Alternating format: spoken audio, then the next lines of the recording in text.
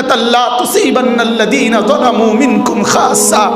এই মদখোর আর জিনাখোর ব্যভিচারী এই জুয়ারি আর এই লম্পট আর দুশ্চরিত্র বেনামাজি আর বেহায়াদের কারণে রব্বে করিমের যদি আযাব আর গজব আসে তো আমাদের উপরেও আসবে। কারণ আল্লাহ তাআলা তো বলছে আমি যখন জমিনে আযাব দেই তখন শুধু পাপীদেরকে দেই না, সবাইকে দেই। হাসরের ময়দানে আলাদা করব, কিন্তু এখন সবাইকে শোয়ায় লাইফ।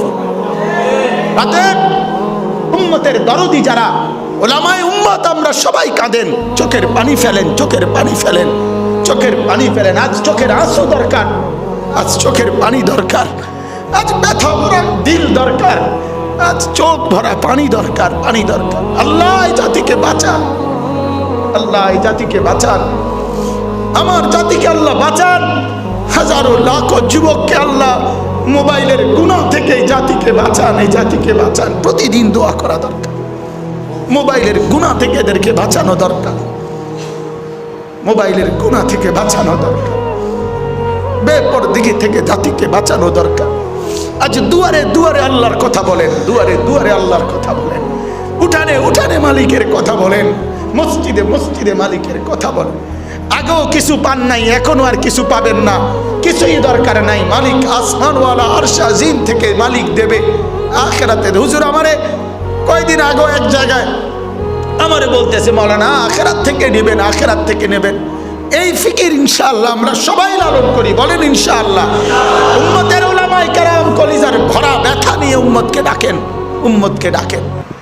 এক এক শব্দ যেন চোখের পানি ভরা হয়, এক এক শব্দ যেন মাওলা পাকের জিকিরওয়ালা হয়।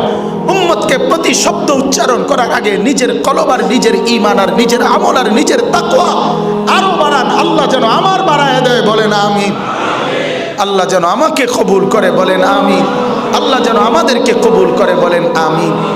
তো ওই জান্নাতি বলতেছে ইয়াকুলু আইন্নাকা লামিনাল মুসাদ্দিকিন আইদা মিতনা ওয়া কুন্না তুরাবান ওয়া ইযামান আইন্না লামাদিনুন। ওই জান্নাতি বলে আমার এই বন্ধুটা আমারে কেবল আখিরাত ভুলাই দিত। কি ভুলাই দিত? কথা বলেন না, কি ভুলাইতো?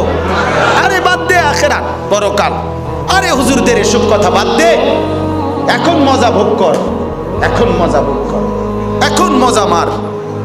তো আল্লাহ তাআলা বলতেছেন এই কথা বলার পর জান্নাতি তখন সে বলবে হ্যাঁ, কিন্তু আমি বড় মজবুতির সাথে আখিরাতকে বিশ্বাস করে আমি আমার বন্ধুর ফাঁদে পড়ি নাই, তার কথায় কখনো বিরক্ত হই নাই, আমি আমার ঈমান আমলের উপরে টিকেই ছিলাম।